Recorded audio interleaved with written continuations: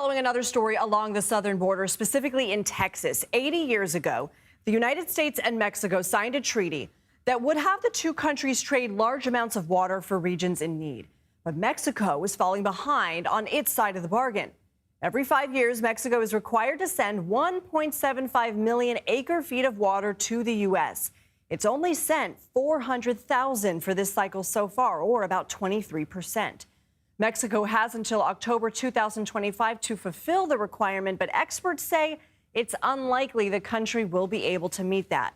It's an important deal for both countries. Mexican border states seen on this map are heavily reliant on water from the American side of the Colorado River, while some water from Mexico's side gets sent to parts of Texas, where it's used by cities and for agricultural activities. But with Mexico not fulfilling its end of the water deal, Texas is beginning to feel the effects. John Nielsen-Gammon joins me now to explain this issue. He is a Regents Professor of Atmospheric Sciences at Texas A&M University and serves as the Texas State Climatologist. John, good to have you. Good to be here. We mentioned agriculture in Texas. Can you tell us more about how this lack of water, what kind of problems it's causing for your state? Yeah, the lower valley, which includes cities like Brownsville, McAllen, Hidalgo, that whole region is a important farming area for the state of Texas, where a large portion of the Texas citrus crop is grown, a lot of grapefruit production and so forth. And most of that area is irrigated and relies on water from the Rio Grande, which includes water from the United States and Mexico.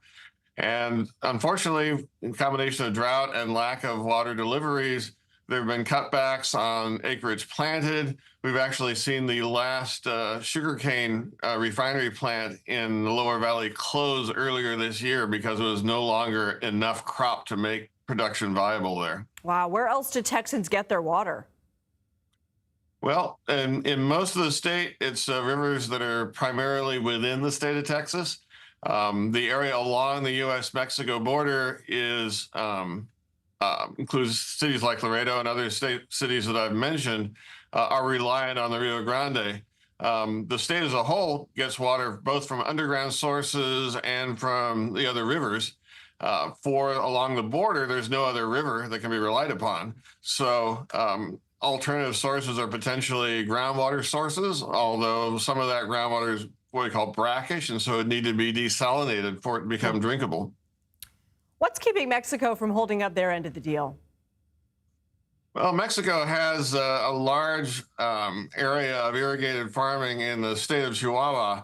And at one point, a couple of years back, they tried to release some water from the reservoirs in the area, and the dams actually got taken over by farmers who refused to allow that to happen.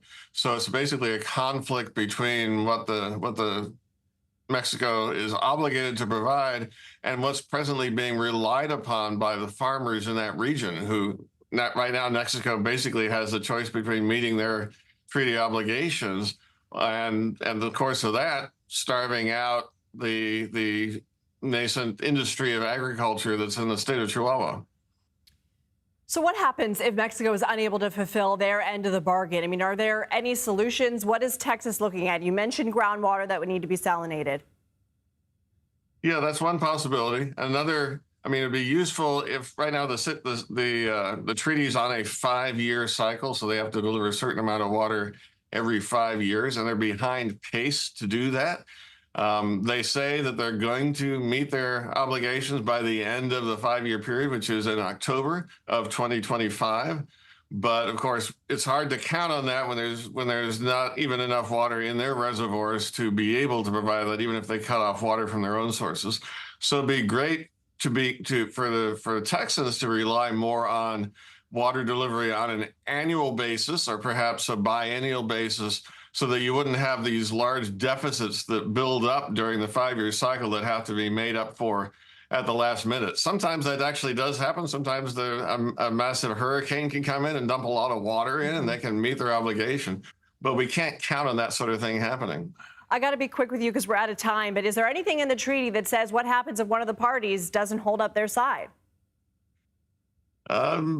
No, I don't believe there's any official penalties for doing that, but it's certainly going to complicate international relations if it happens. John Nielsen-Gammon, thank you.